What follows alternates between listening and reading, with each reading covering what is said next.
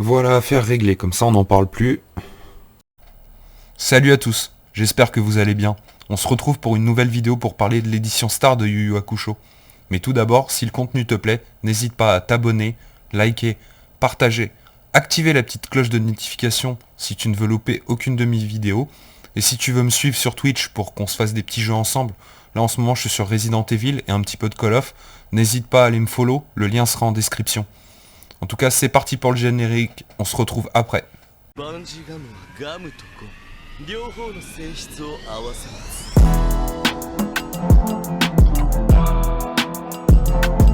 'T'es mal à collègue, je crois qu'il en est jaloux ton collègue. Passe me voir toutes les semaines pour découvrir un tas de shonen boy. Passe.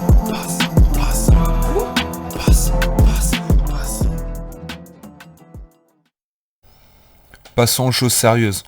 Donc voilà la petite édition. Hop, le tome 1 qui est là. Donc clairement, format poche, mais en plus gros. On est sur environ 300 pages. Un peu comme les Slam Dunk. Hop, on va les comparer, franchement c'est la même chose. Ils se sont pas plus embêtés que ça.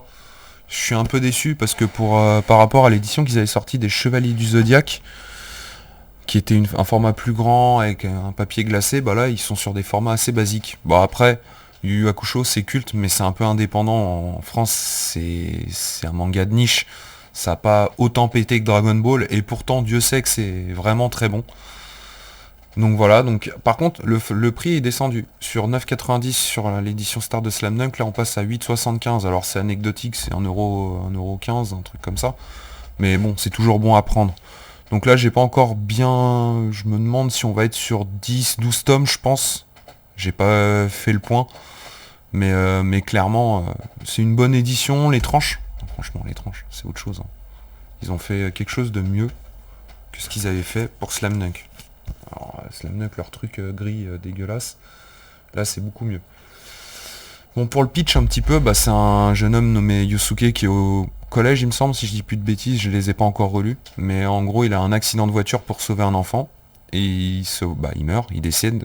Alors qu'en fait comme l'enfant ne devait pas mourir, il n'y avait aucune place au paradis pour personne. Et il se retrouve à errer à être une âme errante. Et du coup, il rencontre le roi Emma qui lui propose de chasser les mauvais esprits qu'il y a sur Terre. Bon, après, je vous laisse découvrir le reste, mais c'est un peu le pitch. Ça change énormément. Ça, c'est vraiment le tout début. Après, ça part vraiment... Il y a un côté Dragon Ball, clairement. Il se le cache pas.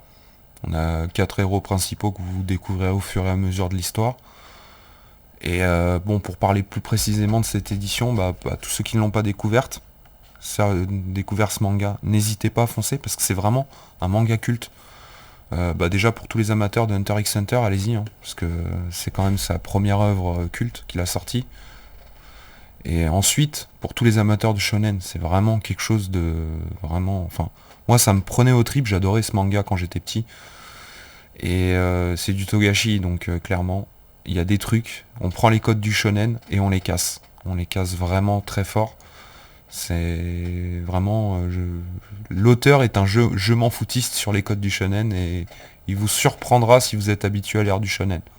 En tout cas, n'hésitez pas à me dire si cette vidéo vous a plu et on se dit à très vite.